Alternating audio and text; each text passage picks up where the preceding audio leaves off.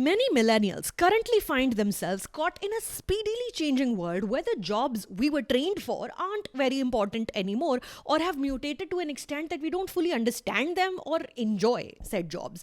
Film criticism, of course, is one such, but let's not open that Pandora's box right now. But listen, raise your hand if you've spent a considerable amount of time recently wishing that you could go back to being 19, give yourself a more diverse set of skills, more knowledge of the many opportunities offered by your surroundings, maybe rebel a little bit harder than you permitted yourself to do. While you may not be able to do any of that, at least you can parasocially look at how a beloved global public figure who went by the name Anthony Bourdain also reminisced about the time in his life, admitted to being a spoiled, miserable narcissist and badly in need of a good ass kicking. Because today we're talking about the Anthony Bourdain biopic, Tony, directed by Matt Johnson, starring Dominic Sessa in the lead role, based in part on the late author's memoir, Kitchen Confidential. Anthony Bourdain.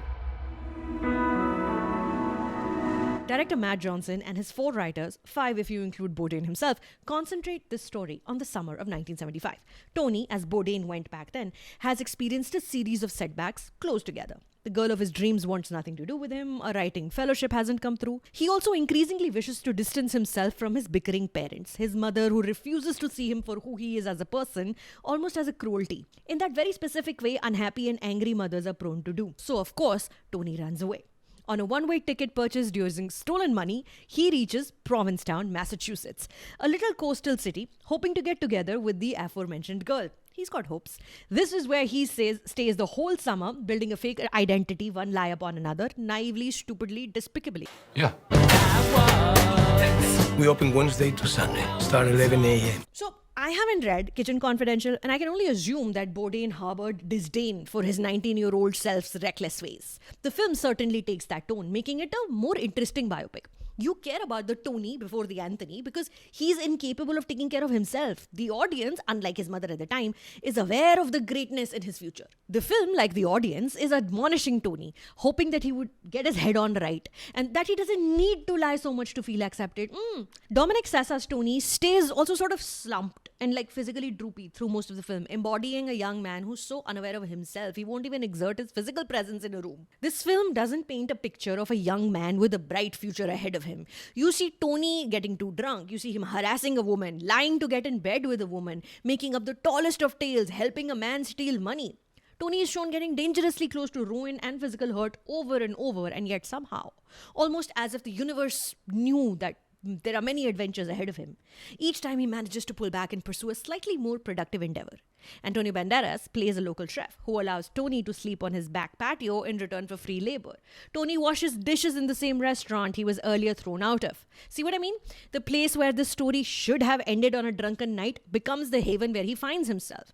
Here he meets a young employee who gives Tony his first cocaine hit. But also that employee unknowingly becomes his path to redemption. Before we proceed, a quick reminder to click that little subscribe button underneath this video and let me know that you're watching. Stay connected to the channel. The kid said he's a cook, chef. I'm actually not a fucking cook. I'm a writer. Having binged enough episodes of The Bear, I assume a professional kitchen is some version of hell on earth, especially one running on a tight budget. The back room, where Tony washes dishes, is full of angry, dirty men being horrible to each other.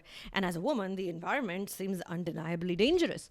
But actors such as Stavros Halkias and a fantastic Leo Woodall also make you feel comforted in the toxic way mobsters did in Coppola's films. The toxic but disciplined environment finally breaks Tony's shell, made possible by the level-headed Gandalf-like owner known simply in the film as Chef, that's Antonio Banderas, an amalgam of people Bourdain knew and worked with. Banderas is fantastic as this mysterious character, a master chef who sells 4 menu items, has no family, and can shoot a gun. There are multiple unexplored hidden heartbreaks beneath the sexy exterior of this chef, and it's just very exciting. Shot by Paul Thomas Anderson's go-to guy, Michael Bauman, the Provincetown part of this film is bathed in yellows like perpetual sunsets. Cool winds of summer nights are palpable. When Tony is in his paternal home, Sessa is framed in tight, isolating close-ups, his face doing more talking than his words.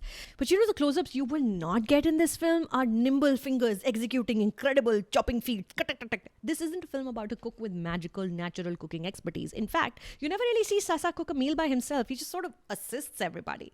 It was deeply humbling and moving to watch a young Tony go from being an Anna Delvey-like character to a man beginning to sort himself out before much harm is done to others and to himself. The tragic irony, of course, is that the peace success is supposed to bring eluded the man who died by suicide in 2018. Tony is a fitting memorial to a legend who spent the majority of his public life looking for connection and deeper meaning. Catch the film at a movie theater near you.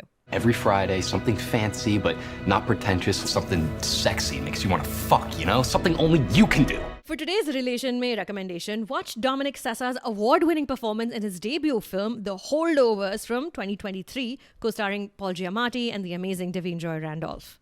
Great film.